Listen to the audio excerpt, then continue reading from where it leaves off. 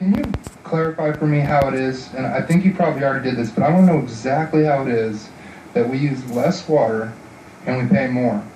Is that because the wholesale price goes up? No, it's a good question because it's not intuitive. So when you use less water, the cost to operate the system essentially stays the same. How is that? How is that? Like if I drive my car more, I have more maintenance on my car, and if I drive it less, I have less maintenance, and if I drive it more, I use more gas, and if I use less, I use less gas. So how is it that they're going to say that for doing less work, they're going to charge us more money, and that for us, getting less, we're going to pay more? It's a good analogy. An automobile is a good analogy. The difference with the water plant is that most of the cost isn't in driving it, but owning it and have personnel there, whether it's the water plant or the distribution system or the California aqueduct or the federal government. It's all just sitting there and they're charging you for it whether or not you use it. So who owns this water? Who owns the water that's coming into town? Yeah. Who owns the water? Who's making more money? Who is getting this more money? That's what I want to know, because we're actually losing money. Well, it's not more money though. Well, it's more money in the sense that the volumetric wholesale rate has gone up. But essentially, for example, if you take Westlands, the water district that owns the canal that brings the water under I-5 and over to the water plant, they have canal maintenance. And whether you move a gallon of water through that canal or you move, your full 10,000 acre feet allotment, they essentially have the same maintenance. The variable cost with the canal is the lift station by Harris Feedlot. But the cost of lifting the water at Harris Feedlot compared to everything else, it's really small. And similarly with the Bureau of Reclamation, upstream.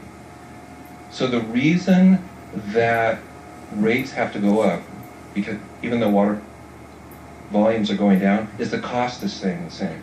So the one has to offset the other to get the same amount of revenue. So let me ask a question. If they have less water going through and what I'm hearing is that they pretty much have a situation that no matter what, it costs the same amount of money to run. And in fact, with less water and a worse economy, the cost for them actually goes up. And so, but I mean, wouldn't we all like to be in that scenario that, hey, whatever I do is going to cost the same, and heck, if I provide less to people, I can still, it is a baffling situation for me to put my hand over. I hear what you're saying, but I'm just wondering, is this happening all over the valley? Are a lot of people going through this? They are, absolutely. Up and down the valley, all across the state. And it's everywhere. Everyone has the same issue with fixed costs. And so, since this is a problem, the governor did do his $1 billion package, part of the $7 billion package. And when Betsy came last time, we really pressed her. And this is where I become a pit bull again.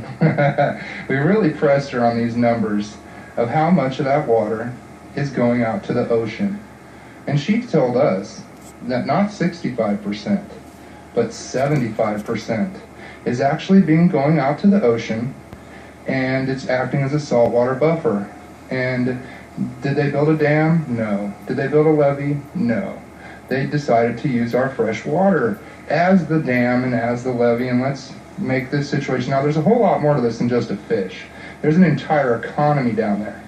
But what I'm wondering is, since the governor knows the situation that we're in, and he gave $1 billion, how much money is he going to give us to offset our costs because of this? Because obviously this is going around everywhere. And if he's going to go out and pony up money and say, hey, you know what, we got money to give to people, but he wants to give it to bottled water and things like that and infrastructure. But that doesn't make much sense. What makes sense is, hey, you know what? Our people are under exposure of a 14.3 rate%. And I just want people to know that that's coming from your governor. And this is coming from the federal government for shifting your water to the sea. And then for the government saying, hey, you know what?